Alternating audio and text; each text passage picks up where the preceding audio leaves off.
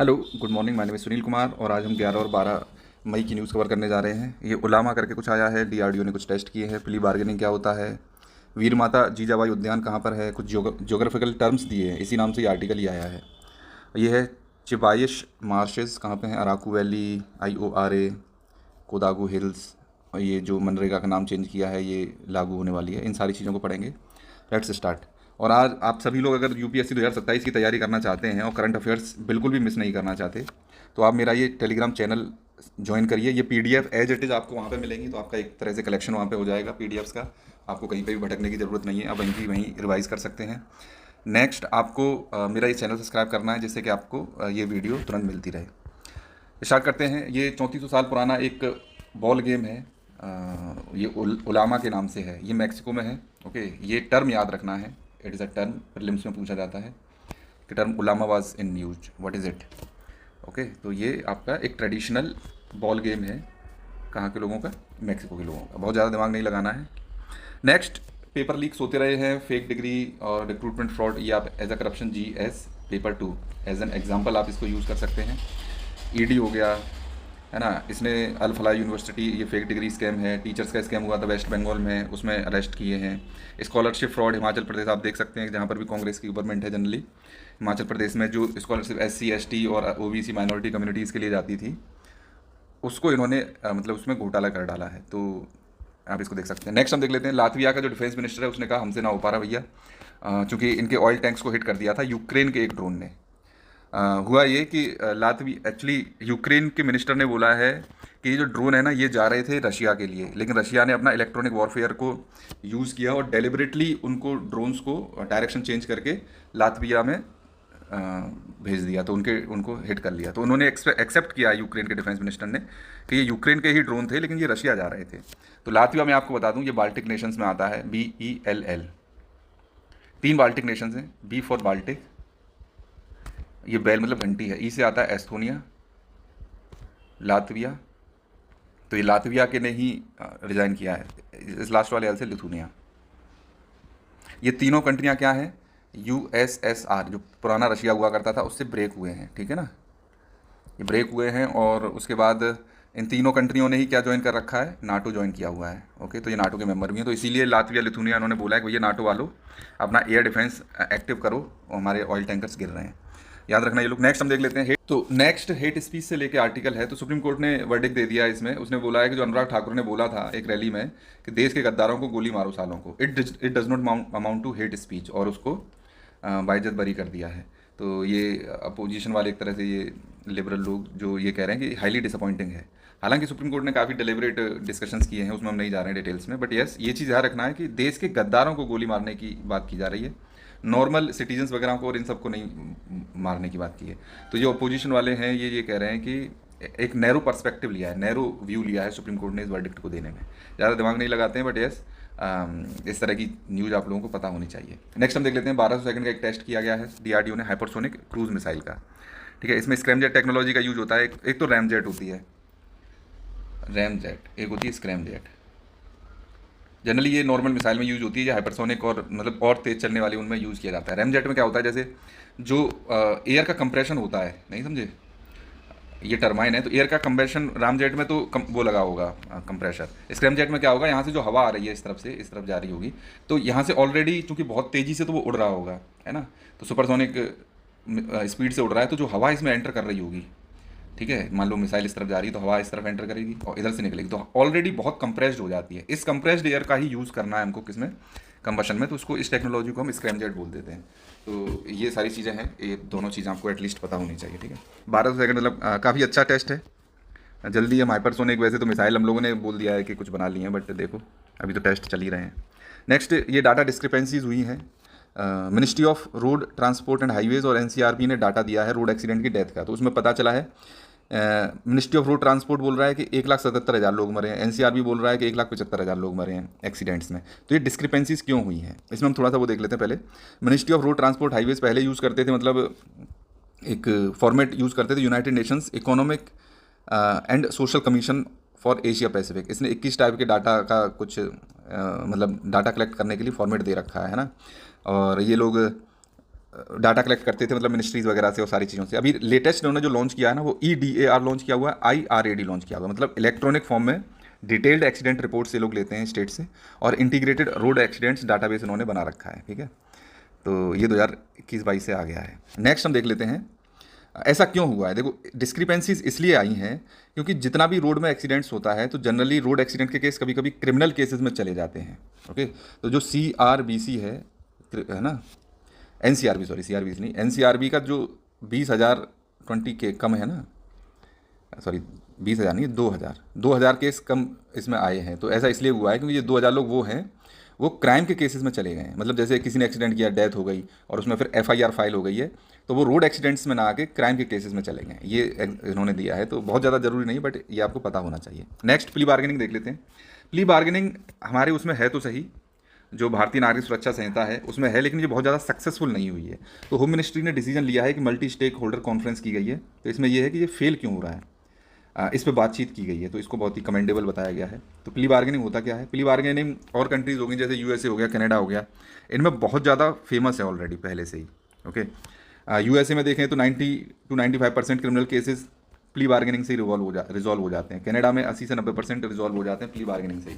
इसमें क्या होगा, जैसे ही कोई केस फाइल हुआ तो सुप्रीम मतलब कोर्ट में जाने से पहले क्रिमिनल को बैठाते हैं दोनों पार्टी के जजेस, और उनसे कहते हैं देखो तुमने चोरी तो की ही है, अब तुम्हें सज़ा होनी है, मान लो चोरी 2 करोड़ रुपए की है तो उसमें सज़ा होनी है मान लो 4 साल की। अब 4 साल की सज़ा होगी तो इसमें पुलिस इंक्वायरी करेगी और 1 साल 2 साल लग जाएंगे लगभग। तो इससे बढ़िया है कि तुम ये 2 साल का सरकार का टाइम बचाओ, इससे पैसा भी बचता है और मेहनत भी बचती है, और तुम ये अपना गुनाह कबूल कर लो। जो तुम्हें 2 करोड़ के लिए 4 साल की सज़ा होनी थी, हम इसको घटा के 3 साल का 2.5 साल का कर देंगे। तो इसको प्ली बार्गेनिंग बोलते हैं, है ना। तो plea bargaining is a pre trial negotiated agreement in which accused admits to a lesser charge और एक्सेप्ट अ रिड्यूस सेंटेंस, है ना। तो ये अब इंडिया में ये 7 साल से कम ऑफेंस, मतलब 7 साल से सजा के कम ऑफेंसेस है, उनके लिए ये एप्लीकेबल है, ओके। हमारे यहाँ फेलियर क्या है? पहला फेलियर है स्टिग्मा है कन्विक्शन का। इसमें प्ली बार्गेनिंग में जाहिर सी बात है, अगर तुमने एक्सेप्ट कर लिया तो तुम मतलब एक तरह से गुनहगार हो गए और तुम जिंदगी भर चोर कहलाओगे, एक तरह से ये है, एक स्टिग्मा ये हो जाता है। दूसरा है कंपाउंडिंग का। कंपाउंडिंग का केस ये होता है कि कंपाउंडिंग ऑफ ऑफेंसेस में क्या होगा कि क्राइम हुआ, इसमें एक पार्टी ये है, एक पार्टी ये है ना, ये दोनों आपस में बैठ के सॉल्व कर लेते हैं, सॉल्व कर लेंगे क्राइम को और कोर्ट में जाने की जरूरत नहीं पड़ेगी, तो इसमें सजा नहीं होती, तो स्टिग्मा नहीं होगा इसमें, है ना। तो compounding of offences which allows victims and accused parties to settle specific minor offences to avoid trial, okay. तो इसमें एक फॉर्मल सेटलमेंट हो जाता है, एक्यूज्ड इसमें एक्विटल हो जाता है, मतलब माफ़ हो जाता है, इसमें कोई सज़ा नहीं होती, कुछ नहीं होता, ओके। तो इसीलिए जो कंपाउंडिंग है ना, ये एक प्ली बार्गेनिंग को कमज़ोर कर दे रही है। तो ये 2 रीज़न है मेन, इसकी वजह से प्ली बार्गेनिंग इसमें नहीं है। लेकिन हाँ, मतलब सक्सेसफुल नहीं हो पा रही इंडिया में, बट ये चीज़ ध्यान रखना कि जो पेंडेंसी है वो काफ़ी रिड्यूस हो जाएगी। मतलब लगभग 6 करोड़ केस हैं इंडिया में पेंडिंग है, लोअर जुडिशरी से हायर जुडिशरी तक, तो ये पेंडेंसी बहुत कम हो जाएगी अगर ये आ जाता है। तो प्ली बार्गेनिंग अगर आप जुडिशरी में GS पेपर 2 अगर आप पेंडिंग मतलब जुडिशरी रिफॉर्म्स में है, जुडिशरी रिफॉर्म्स हो गए, या फिर क्रिमिनल जस्टिस सिस्टम है, इसमें क्रिमिनल जस्टिस सिस्टम, उसमें आप इसे एज एन एग्जांपल और एक तरह से रिफॉर्म की तरह यूज़ कर सकते हैं, ओके। और क्यों वाई फेल्ड, तो ये 2 रीज़न है, इसमें मैं लिख देता हूँ वाई फेल्ड। पहला रीजन ये है और दूसरा रीजन कंपाउंडिंग का है, ओके। नेक्स्ट हम देख लेते हैं, ये वीर माता जीजाबाई भोसले उद्यान है या जू इसको कह सकते हैं, ये मुंबई में है। याद रखना, वीर माता जीजाबाई आपको पता है महाराष्ट्र में शिवाजी की माता जी थी आई थिंक, तो आप समझ लें महाराष्ट्र में तो मुंबई में ही होगा, ठीक है। नेक्स्ट जुडिशियली रिफॉर्म्स की बात चल रही है, तो कैबिनेट ने अप्रूव कर दिया है कि जो स्ट्रेंथ है सुप्रीम कोर्ट के जज की वो 34 से बढ़ा के 38 कर जाएगी। 38 मतलब 1 चीफ जस्टिस और 37 जज, ठीक है, ऐसे 38 हो जाएगी। अब केसेस बहुत ज़्यादा पेंडिंग है अब, लेकिन अगर देखें पेंडेंसी का इस परसेंटेज वाइज तो 0.14% ही टोटल पेंडेंसी के केसेस कहाँ पर हैं, सुप्रीम कोर्ट में हैं, ओके। जो 6 करोड़ हैं, 6 करोड़ का 0.14% ही जुडिशियरी मतलब सुप्रीम कोर्ट में पेंडिंग है, 12% हाई कोर्ट्स में पेंडिंग है, बाकी का 88% डिस्ट्रिक्ट कोर्ट्स में पेंडिंग है, ओके। आप सुप्रीम कोर्ट जजेस की बात करते हैं तो लगभग 90% के जो 1 साल में आते हैं ना इनके, उनको ये फ्री कर देते हैं, मतलब उनको ख़त्म कर देते हैं फैसला कर करके। लेकिन जो 10% बचते हैं वही बढ़ बढ़ के क्या होते जा रहे हैं, उसकी वजह से पेंडेंसी बढ़ती जा रही है। तो इसमें हम देखें तो 1950 में ओरिजिनल कॉन्स्टिट्यूशन में एक लिमिट सेट कर रखी थी 1+7 की, मतलब 8 सुप्रीम कोर्ट के जज होने चाहिए थे, ठीक है कि नहीं। 1950 में फिर रिफॉर्म्स की जरूरत पड़ी कि पेंडेंसी बढ़ती जा रही है, तो 1956 में हम लोग एक एक्ट लेकर आए थे, सुप्रीम कोर्ट नंबर ऑफ जजेस एक्ट 1956। इससे हमने सुप्रीम कोर्ट के जजेस की लिमिट बढ़ा के 8 से कितनी कर दी थी, 11 कर दी थी। 1986 में फिर बढ़ाई गई है, 26 कर दी गई है। 2019 में 34 कर दी गई, अब 2026 में 36 करने की बात कर रहे हैं। तो अगर क्वेश्चन प्रीलिम्स में ये पूछा जाता है कि कितनी बार नंबर ऑफ जजेस बढ़ाए जा चुके हैं, तो एक बार 1956 में बढ़ाए थे, दूसरी बार 86 में बढ़ाए थे, 3 बार, तीसरी बार 2019 में बढ़ाए थे और चौथी बार 2026 में बढ़ाए थे। तो इस तरह के क्वेश्चन पूछे जा सकते हैं, क्योंकि डीलिमिटेशन कमीशन पूछा गया था कि कितनी बार इस्टेब्लिश किया गया, तो वो 4 बार इस्टेब्लिश किया गया था। तो जाहिर सी बात है नंबर ऑफ जजेस पूछ सकते हैं कि कितनी बार बढ़ाए गए हैं, तो 3 बार अब तक बढ़ाए जा चुके हैं और चौथी बार बढ़ाने की बात चल रही है। ओके, नेक्स्ट हम बात कर लेते हैं कि क्या ये मतलब लॉ कमीशन ने भी बोला है कि हमारे यहाँ 19 जजेस पर मिलियन पॉपुलेशन पे है, और लेकिन यूएसए चाइना हो गया, इसमें 150 जजेस पर मिलियन पॉपुलेशन पे है, इसीलिए पेंडेंसी क्या हो रही है, हमारी बढ़ रही है। तो इसमें उसकी बात कर लेते हैं किस तरह से ये बढ़ते हैं। तो ये जो सुप्रीम कोर्ट नंबर ऑफ जजेस एक्ट है, इसी में एक सिंपल मेजोरिटी से अमेंडमेंट कर दिया जाता है और नंबर ऑफ जजेस बढ़ जाते हैं। याद रखना, it is not a constitutional amendment act, ठीक है। कॉन्स्टिट्यूशन का कोई प्रोविजन अमेंड नहीं होता इससे। Okay, just remember this things. Next हम बात कर लेते हैं ट्रिनिडाद एंड टोबैगो। ये एक तरह से डायस्पोरा के लिए बात मीटिंग हुई है ना। तो अगर बात करें तो हमारे जयशंकर साहब हैं और कोऑपरेशनल एग्रीमेंट साइन कर लिया है ट्रिनिडाद एंड टोबैगो के साथ। ये कहाँ पे पड़ती हैं, ये कैरिबियन आइलैंड में एक कंट्री है और इसकी कैपिटल पोर्ट ऑफ स्पेन है। ये मतलब ये सिटी पूछ ली जाती है कभी कभी, ये कहाँ पे पड़ती है। तो पोर्ट ऑफ स्पेन, लोग कंफ्यूज हो सकते हैं कि ये एक तरह से स्पेन में पड़ता होगा या उसके आसपास कहीं पड़ता होगा, बट याद रखना ये कहाँ पे पड़ता है, कैरिबियन आइलैंड्स में। तो ये ट्रिनिडाद एंड टोबैगो की कैपिटल सिटी है ये। नेक्स्ट हम बात कर लेते हैं गिरमितिया कम्युनिटी की। गिरमितिया कम्युनिटी वो है, ये मतलब इंडेंचर्ड लेबर की तरह गए थे। आपको पता है कि 1834 में क्या हुआ था, स्लेवरी एबॉलिश्ड कर दी गई थी।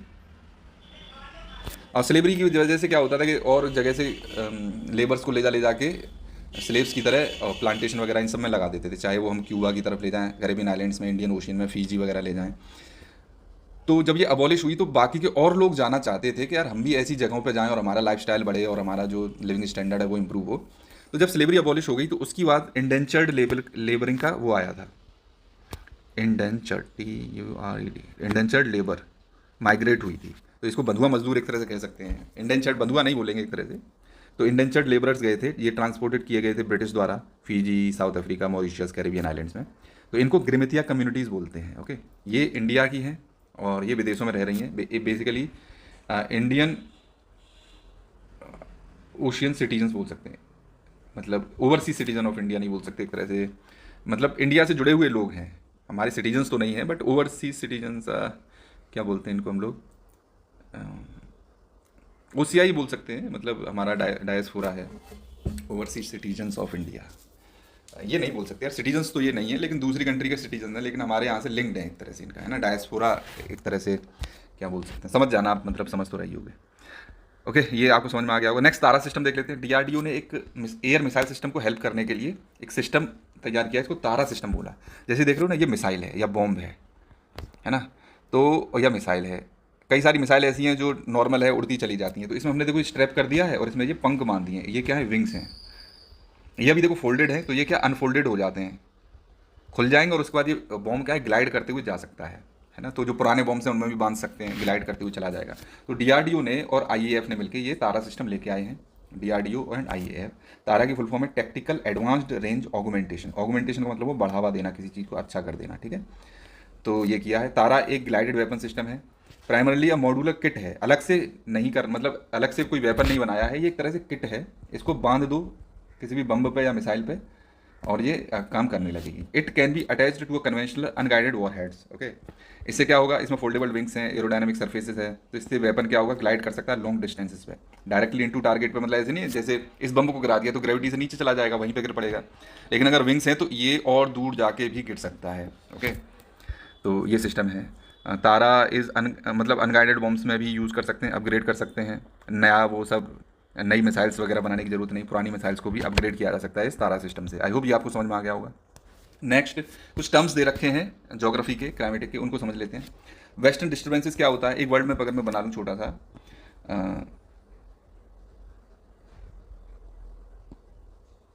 ठीक है।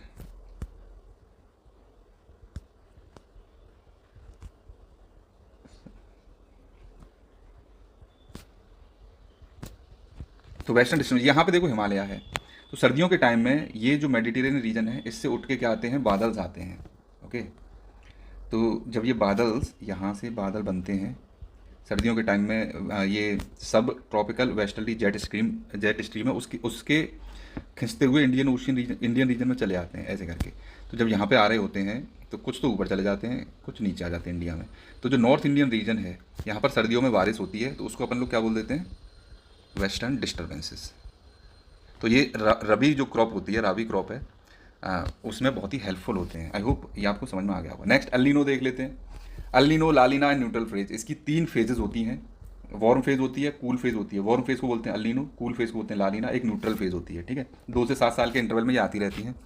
इसका बेसिकली क्या होता है, अगर हम इंडियन ओशियन की बात करें, फिर से मैं एक वर्ड में बनाता हूँ, let me pause this.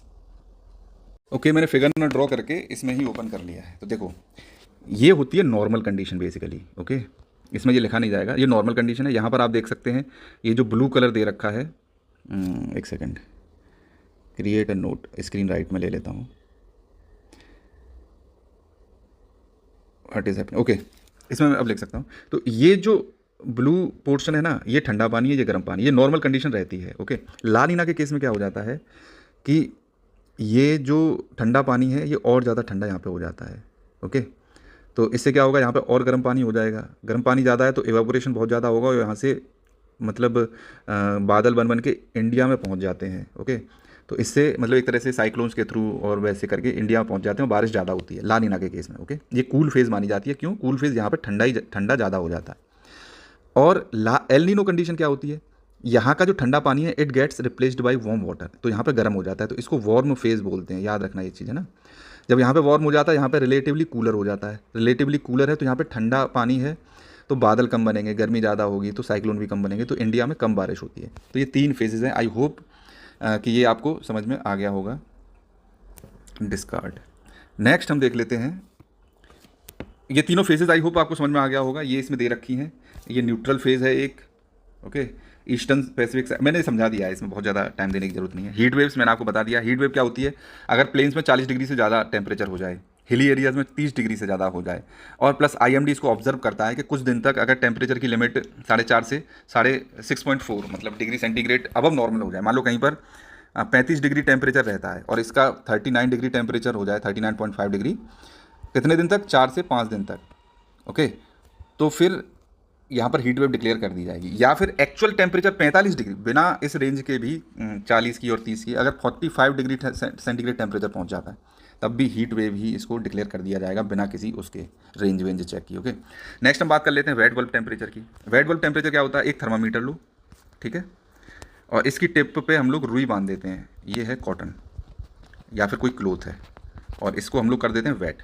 Okay, तो ये थर्मामीटर है। उसके बाद इसमें से क्या होगा, इवेपोरेशन होगा। इवेपोरेशन की वजह से कूलिंग होती है। जैसे आप कूलर यूज़ करते हो, कूलर में ठंडी हवा क्यों आती है, पानी इवेपोरेट होता है, ठंडी ठंडी हवा ऐसे अंदर आ जाती है। तो इवेपोरेशन की वजह से यहाँ का टेम्परेचर क्या होता है, कम होता है। जनरली एयर का टेम्परेचर सराउंडिंग एयर का ज़्यादा हो सकता है, लेकिन इस वेट बल्ब का टेम्परेचर कम आएगा। ओके, तो इसी टेम्परेचर को अपन लोग क्या बोलते हैं, वेट बल्ब टेम्परेचर बोलते हैं। आई होप ये आपको समझ में आ गया होगा।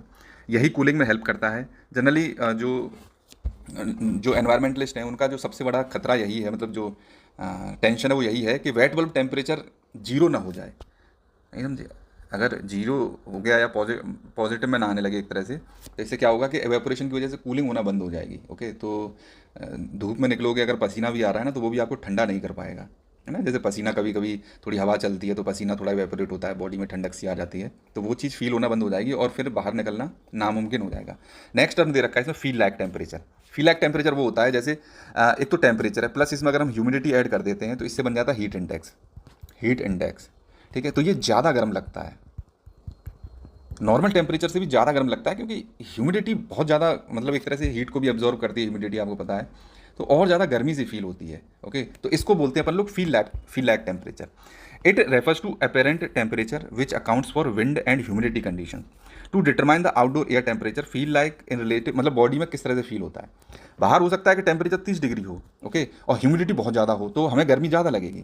अगर 30 डिग्री टेम्परेचर है, ह्यूमिडिटी कम है, तो हमें गर्मी कम लगेगी, ऐसा होता है। जैसे 40 डिग्री दिन में टेम्परेचर है दिल्ली में, और तो इसमें ये ज़्यादा गर्म नहीं फील होता है। लेकिन अगर पालक्कड़ केरला में है 40 डिग्री टेम्परेचर, तो वो ज़्यादा गर्म फील होता है। क्यों? क्योंकि जो स्टिकी स्लरी हीट हो जाती है हाई ह्यूमिडिटी की वजह से, तो ज़्यादा गर्म लगने लगता है। ये चीज़ याद रखना, UPSC can ask this definitely in prelims. I hope कि मैंने ये आपको क्लियर कर दिया होगा। नेक्स्ट ये है चिबाइश मार्श। मार्श वगैरह कभी कभी पूछ लेते हैं कि कौन कौन से मार्श हो गए, कहाँ पे पड़ते हैं, तो ये इराक में है, ओके। चिबाइश मार्श इराक में है। आई होप कि आप इसको याद रखोगे, ओके। नेक्स्ट हम बात कर लेते हैं आंध्र प्रदेश। अराकू वैली है, याद रखना, आंध्र प्रदेश में है। किसके लिए है ये? कॉफ़ी के लिए। नेक्स्ट, जो दारू पीने मतलब स्मोक करने वाले लोग हैं उनमें इंसुलिन सेंसिटिविटी कम हो जाती है। इंसुलिन सेंसिटिविटी कम हो जाती है। अगर इंसुलिन सेंसिटिविटी कम हो गई तो जाहिर सी बात है आपके शुगर हो सकती है आप लोगों को, नहीं समझे? तो जैसे ही आप स्मोकिंग को क्विट करते हो तो आपकी इंसुलिन सेंसिटिविटी बढ़ती है और आप मतलब डायबिटीज़ में भी आपको थोड़ा बहुत फ़ायदा मिलता है। तो याद रखना, मतलब सिगरेट पीनी नहीं है, मुद्दे की बात ये है। क्योंकि सिगरेट की वजह से आपको लग रहा होगा फेफड़े, तो केवल फेफड़े ही ख़राब हो रहे हैं, इससे आपकी मतलब डायबिटीज़ भी हो सकती है आपको। ये कुछ नहीं है। एनवायरमेंटल क्लियरेंस मतलब ग्रेट निकोबार जो प्रोजेक्ट है, अपोजिशन वाले भी मतलब में अपोज कर रहे हैं। ये एनवायरमेंट कह के अपोज कर रहे हैं। इतना सा ही मेरे हिसाब से जंगल जाना है, इतनी सी ज़मीन जानी है इसकी बस। इतना बड़ा ग्रेट निकोबार आइलैंड है, नहीं समझे? और इतनी सी ज़मीन में ये एनवायरनमेंट को ख़तरा माने ले रहे हैं, जबकि इसका स्ट्रेटेजिक इंपॉर्टेंस बहुत है। स्ट्रेटेजिक इंपॉर्टेंस बहुत ज़्यादा है इंडिया के लिए, ओके। सुप्रीम कोर्ट ने भी मतलब 2-3 बार बोल दिया कि बनाया जाए बनाया जाए बनाया जाए, लेकिन चूंकि चाइना नहीं चाहता इसको बनना, क्योंकि चाइना को सबसे बड़ा डेंजर है इससे, तो इसीलिए ये लोग अपोजिशन कर रहे हैं। नेक्स्ट, इंडिया ने चेयर किया है 23 नेशन का, मतलब ये चेयर करेगा अभी IORA की नेक्स्ट ईयर लीडर्स की समिट, है ना। और पहले इंडियन ओशियन आइडियल जोन हुआ करता था पीस के लिए, लेकिन अब वॉर आ गया है। War has come to Indian Ocean. क्यों? क्योंकि USA ने जो ईरान का नेवल शिप था देना, इसको सिंक कर दिया था, है ना। जाहिर सी बात है, अब जब इंडियन ओशियन में सिंक करेंगे तो मतलब वॉर इंडियन ओशियन में आ गया है, तो इसकी पीस वगैरह की बातचीत चल रही है। अब इंडियन ओशियन डायलॉग हुआ है, इसके थ्रू सीरीज ऑफ मीटिंग्स होनी है। फिर फाइनल मीटिंग क्या होगी इसमें? IORA की फाइनल मीटिंग हो जाएगी इसमें। तो ट्रैक 1.5 क्या होता है? 1.5 देखो, ट्रैक 1 होता है जिसमें केवल और केवल गवर्नमेंट ऑफिशियल्स बात करते हैं। ये 0.5 का मतलब होता है इनफॉर्मल सेक्टर के भी लोग आ जाते हैं इसमें, ठीक है कि नहीं। इनफॉर्मल जैसे एकेडमिक्स के लोग आ जाएंगे, है ना, कुछ और ऑफिशियल्स आ जाएंगे, इस तरह की चीज़ें इसमें आ जाती हैं, ओके। आई होप ये आपको समझ में आया होगा। इतना है कुछ नहीं, लेकिन हाँ, इंडिया IORA की मीटिंग चेयर करेगा, ये याद रखना। नेक्स्ट, होमोजीनियस एक्रीशन की बात कर लेते हैं। क्वेश्चन आ सकता है मेंस में कि अर्थ का फॉर्मेशन कैसे हुआ या सोलर सिस्टम कैसे बना। तो अर्थ की बात करें, अब तक पहले यही माना जाता था कि मतलब लोग ये क्वेश्चन ये उठता था ज्योग्राफर्स में कि अर्थ बनी कैसे है। क्या ये मतलब जो नेबरहुड में, जो सोलर सिस्टम के नेबरहुड में मटेरियल अवेलेबल था, इसके इकट्ठा होने से बनी है, या फिर इसमें मतलब दूर दूर के आउटर सोलर सिस्टम से भी इंग्रेडिएंट्स आके जुड़े हैं, ओके। तो नई स्टडी ने ये पाया है कि ऑलमोस्ट एक्सक्लूसिवली जो इनर सोलर सिस्टम था इंडिया का, मतलब बाहर से कोई फॉरेन एलिमेंट नहीं आया है इसमें। जितने भी हमारे सोलर सिस्टम में जो भी धूल मिट्टी या जो कुछ भी था, उससे ही एक्रीशन होके हमारा ये जो अर्थ है वो बनी है। इसी को टर्म को नाम दिया गया है होमोजीनियस एक्रीशन। इसके लिए इन्होंने क्या किया, 10 सेट ऑफ केमिकल्स मतलब फिंगरप्रिंट सेट किए। इन्होंने मीटियोराइट्स और रॉकी मटेरियल जो मतलब आउटर स्पेस से अर्थ पे गिरे हैं उनको स्टडी किया, ओके। उससे इन्होंने 10 फिंगरप्रिंट सेट किए कि ये मटेरियल्स के कंपाउंड्स पाए जाते हैं, है ना। तो ऑलमोस्ट सभी में ही ये पाया गया है कि ये सब मतलब अपने ही सोलर सिस्टम के मटेरियल से ही ये अर्थ बनी है। ध्यान रखना ये चीज़, ओके। इससे पहले जो स्टडी हुई थी उनमें कुछ लोग मानते थे कि 6% आउटर सोलर सिस्टम अर्थ में लगा हुआ है। कुछ लोग मानते थे कि 40% आउटर सोलर सिस्टम से आके हमारे अर्थ में मतलब मटेरियल्स जुड़ा है, लेकिन ऐसा नहीं है। इसको होमोजीनियस एक्रीशन का नाम दिया गया है। याद रखना, ये ज्योग्राफी ऑप्शनल के लिए ज़रूरी है, ओके। पेपर 1, राइट, और GS पेपर 1 के लिए भी ज़रूरी है। आई होप ये आपको समझ में आ गया होगा। इसमें ये कोडागु हिल्स दे रखी हैं, कर्नाटक में पड़ती हैं। ह्यूमन एनिमल कॉन्फ्लिक्ट इसमें बढ़ता जा रहा है, ओके। इसमें क्या हो रहा है कि देखो, एलिफेंट हो गए, गॉर्स हो गई, है ना, बिग कैट्स। गौर मतलब ये तरह से भैंस टाइप की होती हैं। बिग कैट्स हो गई, तो ये लोगों को मार रही हैं जान से। तो इस पर बड़ा आर्टिकल आया था, ये आपको पता ही है सारी चीज़ें। ये बस ये कोडागु हिल्स याद रखना, कर्नाटक में पड़ती हैं। नेक्स्ट, मतलब इंडिया और साउथ कोरिया की डिफेंस जो टाइज़ हैं वो थोड़ी सी बड़ी हैं। 1973 में इंडिया और साउथ कोरिया की मतलब डिप्लोमेटिक रिलेशन स्टैब्लिश हुए थे। ओके, अभी का देख लेते हैं। इसमें 2020 में भी हमने डिफेंस कोऑपरेशन एक्सपेंड किया था, तो पार्टनरशिप होने लगी। K9 जो वज्र टैंक है ना हमारा, K9 वज्र टैंक है, सॉरी वज्र, ये सेल्फ प्रोपेल्ड आर्टिलरी सिस्टम है, टैंक नहीं है। आर्टिलरी सिस्टम मतलब जो बड़ी सी बंदूक होती है ना गोले मारने वाली, तो वो सिस्टम है ये हम किसके थ्रू बना रहे हैं, मतलब इसके साथ साउथ कोरिया के साथ डिफेंस के साथ बना रहे हैं इसको। नेक्स्ट हम देख लें 2026 में एक नया प्लेटफॉर्म लॉन्च किया गया है। इंडिया और साउथ कोरिया की एक समिट हुई है जिसमें प्राइम मिनिस्टर मोदी और वहाँ के प्रेसिडेंट ली जी म्योंग म्योंग है ना, तो इन्होंने एक नया डिफेंस प्लेटफॉर्म लॉन्च किया है। इसका नाम दिया है काइंड एक्स, KIND और एक्स। ये पहला नहीं है अपनी तरह का, ऐसे कई हम लोग पहले कई कर चुके हैं। जैसे अगर देखें तो इंडस एक्स लॉन्च किया था USA के साथ, फ्रेंड एक्स लॉन्च किया फ्रांस के साथ, फिर हम लोगों ने अपना IDEX भी लॉन्च किया हुआ खुद का, इनोवेशन इन डिफेंस एक्सीलेंस का। तो कई हम लॉन्च कर चुके हैं और इस बार हमने काइंड एक्स लॉन्च किया है। कैसे आप समझोगे, कोरिया बेसिकली, ठीक है। कोरिया में नॉर्थ कोरिया होगा नहीं, साउथ कोरिया है, उसके साथ हमने ये किया है। जॉइंट स्ट्रेटेजिक विजन है, मतलब बिजनेस वगैरह को कनेक्ट करेगा, इंक्यूबेटर्स मतलब जो नए बिजनेस आ रहे हैं उनको भी बनाएंगे, इन्वेस्टमेंट बढ़ेगा, बहुत सारी चीज़ें हैं। मतलब बेसिकली डिफेंस के क्षेत्र में हम बहुत ज़्यादा कोऑपरेशन करने वाले हैं। किसके साथ में, ये कौन, साउथ कोरिया के साथ में। ओके, याद रखना इसको बोलेंगे अपन लोग, एक सेकेंड। आई होप ये आपको समझ में आ गया होगा। नेक्स्ट हम देख लेते हैं फेक करेंसी। इंडिया में पोस्ट डिमोनेटाइजेशन भी फेक करेंसी कम नहीं हुई है, ये तो पकड़ी गई है। 2016 के बाद से देखें तो इतने करोड़ में 92 करोड़ 2020 में पकड़ी गई, सबसे ज़्यादा यहाँ पे 2022 में 400 करोड़ लगभग पकड़ी गई है ना। और बैंक में भी फेक करेंसी के नोट्स पकड़े गए, मतलब 7-8 करोड़ 2024-25 में ही पकड़े गए थे। ओके, नेक्स्ट 2000 के नोट भी हैं, 1000 के डिसकंटिन्यूड, 500 वाले भी, 100-200 के सारे तरह के करेंसी नोट्स हैं। सबसे ज़्यादा इसमें जो याद रखने वाली बात है ये है, गुजरात है, फिर महाराष्ट्र है, फिर है कर्नाटका। यही मैं कह रहा था, चलो कोई बात नहीं, तो ये याद रखिएगा आप लोग। नेक्स्ट देख लेते हैं यार। मोदी ने बोला है, आपको पता है कि 7 चीज़ें बोली हैं। ऑनलाइन क्लास करनी है, वर्क फ्रॉम होम करना है, गोल्ड परचेज नहीं करना है, फॉरेन ट्रैवल नहीं करना है, फ्यूल और कुकिंग ऑयल का जो कंजम्पशन है उसको कम कर देना है। ओके, जिससे कि इंपोर्ट कम हो। नेक्स्ट नेचुरल फार्मिंग करने को बोला, जैसे कि हम यूरिया प्रोडक्शन बाहर से, मतलब यूरिया का इंपोर्ट ना करें, फर्टिलाइजर्स बेसिकली, और स्वदेशी अपनाने की बात की गई है, विदेश से सामान ना खरीदें। ओके, इसको इसने बोल दिया कि प्रूफ ऑफ फेलियर है, बेसिकली ऐसा नहीं है। हम ये इंडिया में जो हो रहा है that is it is happening because of war in other countries. Okay, India का खुद का नहीं है ये, लेकिन चूँकि ये अपोजिशन के आदमी है तो इनका तो काम ही है हर चीज़ को फेलियर से जोड़ देना। हालांकि मतलब वर्ल्ड में अगर देखा जाए तो बेस्ट मैनेज किया है इंडिया ने। ओके, नेक्स्ट हम देख लेते हैं। तेल के दाम बढ़ाए नहीं है तो लगभग 1000 से 1200 करोड़ रुपए का डेली नुकसान हो रहा है ऑयल मैन्युफैक्चरिंग कंपनीज़ को, ठीक है कि नहीं। तो मतलब Q1 का जो लॉस है, मतलब 3 महीने का जो लॉस है, वो पिछले साल के जो प्रॉफिट हुआ है ऑयल मैन्युफैक्चरिंग कंपनीज़ को उनसे ज़्यादा है एक तरह से। तो अगर घाटा देखा जाए तो 14 रुपये पेट्रोल पे नुकसान हो रहा है इनको पर लीटर पेट्रोल। डीजल का देखें तो 42 रुपये पर लीटर डीजल पे नुकसान हो रहा है, और 674 रुपये 14.2 kg के सिलेंडर पे इनको नुकसान हो रहा है। ओके, जेट फ्यूल्स वगैरह पे, इन सारे पे मतलब नुकसान बहुत हो रहा है।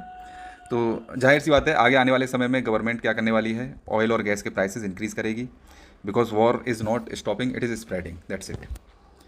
और ये हमारी भी रेस्पॉन्सिबिलिटी है as aware citizen.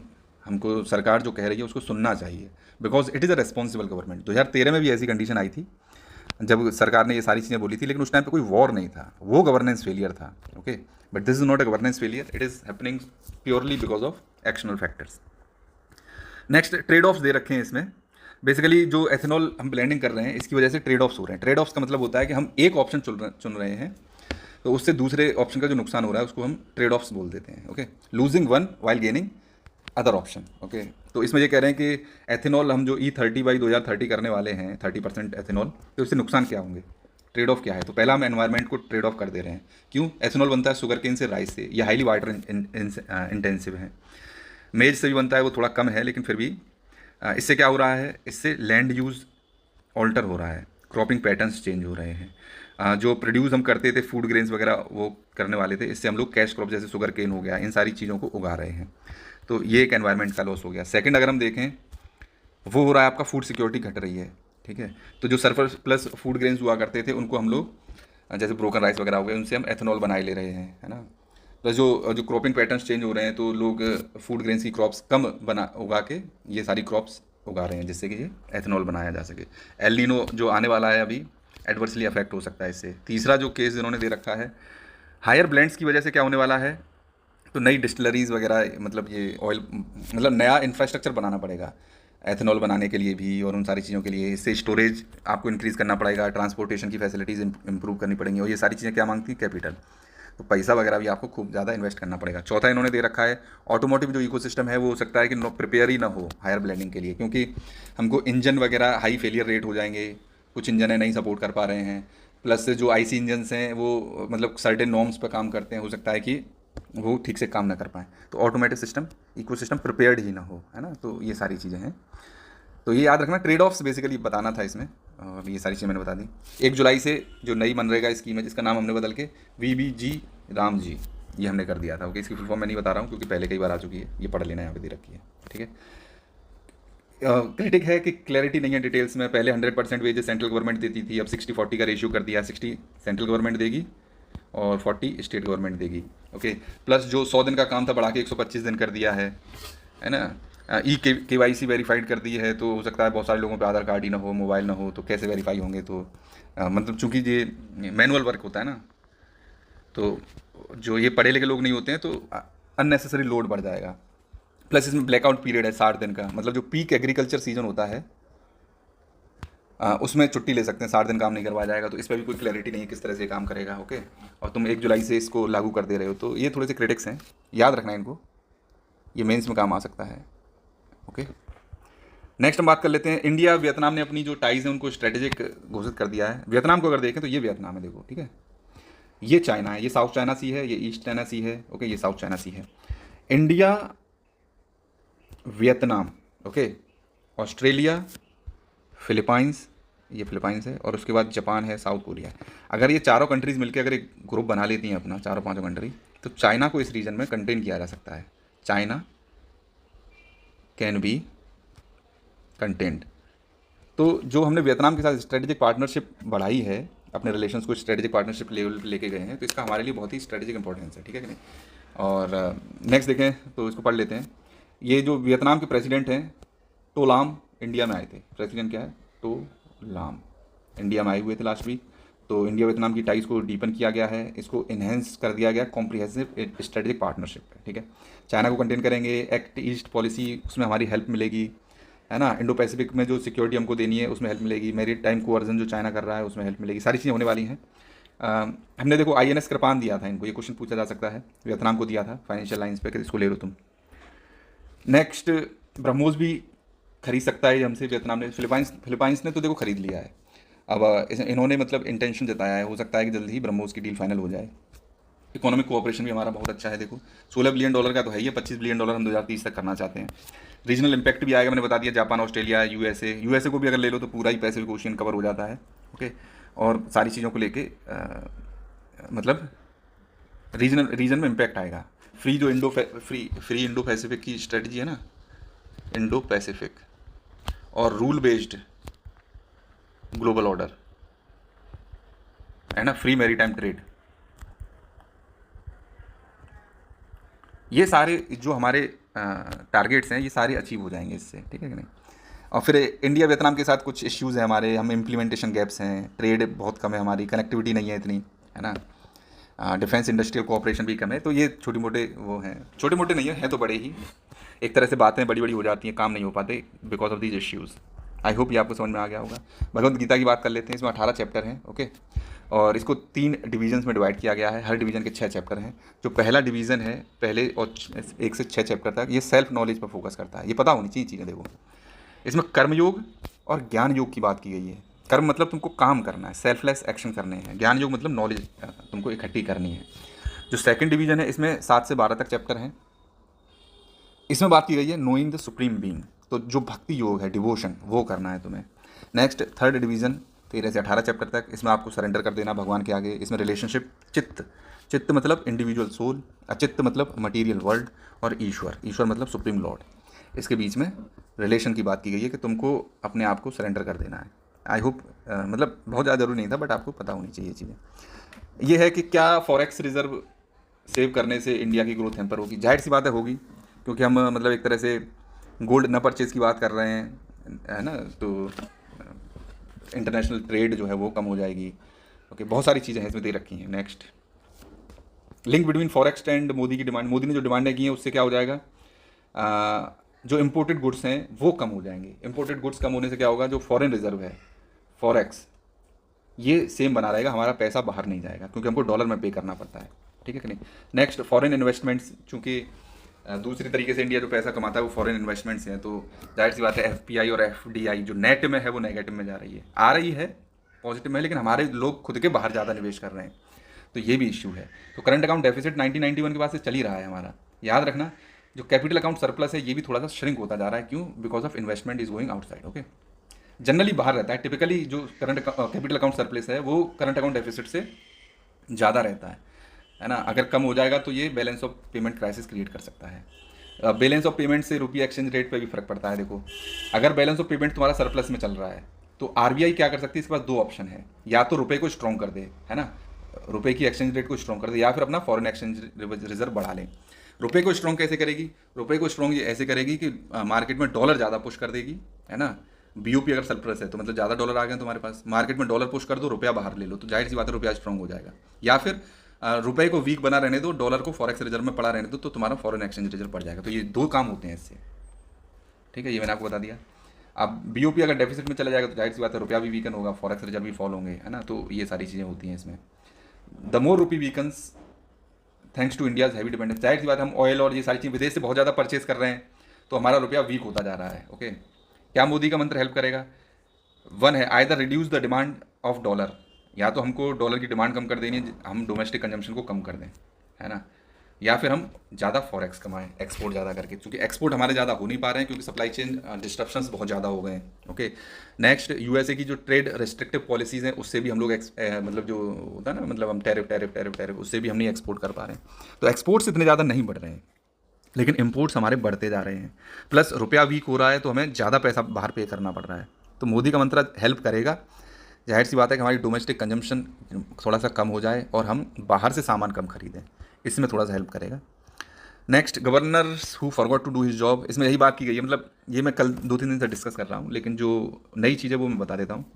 Sarkaria commission और वेंकट चलैया कमीशन हो गया और पंची कमीशन, इन्होंने एक ऑर्डर ऑफ प्रेफरेंसेस बना रखा है कि जब कोई भी पार्टी मेजोरिटी में नहीं आती है तो तुमको करना क्या है। बेसिकली यूनानिमस इन्होंने ये ऑर्डर ऑफ प्रेफरेंस दे रखा है। पहला क्या करना है, जो single largest pre polled alliance है, प्री पोल्ड अलायंस वो बुलाना है। दूसरे, अगर ये ऐसी कोई अलायंस नहीं है, दूसरे नंबर पर जो सिंगल लार्जेस्ट पार्टी है उसको बुलाना है। तीसरे नंबर पर post alliance, post poll alliance, देखो इसमें यहाँ दे रखा है। ठीक है, पहले नंबर पर आता है pre polled alliances that enjoys the majority, उसके बाद आएगा सिंगल लार्जेस्ट पार्टी जो गवर्नमेंट फॉर्म करने वाली हो, उसके बाद आती है post poll electoral coalition parties. इसमें ये होगा मतलब सारी पार्टियां मिलकर एक पार्टी बना लें, जैसे इंडिया अलायंस, पिंडी अलायंस टाइप की। फाइनली आता है पोस्ट इलेक्टोरल अलायंसेस, जिसमें क्या होगा कि कुछ पार्टीज बाहर रहेंगी, मतलब गवर्नमेंट में नहीं ज्वाइन करेंगी। जैसे मेरी पार्टी, मेरे पास 10 एमएलए हैं और मैंने सपोर्ट कर दिया मान लो टीवी के पार्टी को, और मैं कहूँगा कि ठीक है मुझे गवर्नेंस में नहीं आना है, मतलब मुझे मंत्री मत बनाओ, मैं तुम्हें बाहर से ही बैठ के सपोर्ट करता रहूँगा। तो ये चौथे टाइप का अलायंस है। तो ये ऑर्डर ऑफ प्रेफरेंसेस सेट कर रखा है। तो कई बार ऐसा हुआ है कि ऑर्डर ऑफ प्रेफरेंसेस फॉलो नहीं किया गया है। ठीक है, जैसे गोवा के केस में हुआ और मणिपुर के केस में हुआ, तो गवर्नर ने क्या किया था, BJP lead post poll alliance को पहले बुला लिया। नहीं समझे, पोस्ट पोल अलायंस कब आती है? चौथे नंबर पे। ठीक है, चौथे नंबर का पहले बुला लिया इन्होंने, जबकि कांग्रेस सिंगल लार्जेस्ट पार्टी थी यहाँ पर, ये दूसरे नंबर की थी, जबकि दूसरे नंबर की प्रेफरेंस पे ये आता था, लेकिन इन्होंने चौथे नंबर के को पहले बुला लिया। नेक्स्ट हम कर्नाटका की बात करते हैं, तो कर्नाटका ने बीजेपी को पहले बुला लिया, ये सिंगल लार्जेस्ट पार्टी थी, तो मतलब दूसरे नंबर के प्रेफरेंस को पहले बुला लिया इन्होंने। ठीक है कि नहीं? और जबकि पोस्ट पोल अलायंस वाले को मतलब कांग्रेस और उसके साथ ये तीसरे नंबर वाले पे हमने इसमें ठीक किया था, चलो दूसरे नंबर वाले को बुला दिया था। महाराष्ट्र के केस में बीजेपी लेड कोएलिशन को बुला लिया था इन्होंने, और जबकि इनकी मेजोरिटी थी नहीं उस टाइम पर। तो ये सारी चीज़ें हैं। ओके और सुप्रीम कोर्ट ने भी बोल दिया है कि जो गुबर्नेटोरियल डिस्क्रिशन, मतलब गवर्नर का जो डिस्क्रिशन है वो उसकी कुछ कंडीशंस हैं। ओके, 3 प्रपोजल ये मैं बता चुका हूँ ऑलरेडी पहले ही। ओके, उन्होंने ये बोला है बेसिकली, मतलब ये एक तरह से वे फॉरवर्ड है कि पहले हाउस में लेके आओ, है ना, जो मेजर पार्टी है या माइनॉरिटी गवर्नमेंट है उसको असेंबली में लेके आओ, और मतलब जो हाउस है वहाँ पर नो कॉन्फिडेंस वोट के थ्रू अगर सरकार गिर रही है तो गिरा देनी चाहिए। अगर अगर वो कॉन्फिडेंस वोट पास कर ले जाते हैं तो सरकार को चलने देना चाहिए, मुद्दा ये है। ठीक है कि नहीं। और सुप्रीम कोर्ट ने भी बोला है कि फ्लोर जो मतलब हाउस का जो फ्लोर है वो कॉन्स्टिट्यूशनली ऑर्डेंड है मेजोरिटी सपोर्ट करने के लिए, ना कि कागज़ पर तुम मेजोरिटी लो, जो तमिलनाडु के केस में हुआ था। ठीक है कि नहीं। तो आई होप ये आपको समझ में आ गया होगा। ये पीडीएफ आपको न्यूज़ टू नोट्स इस टेलीग्राम चैनल पे मिल जाएगी।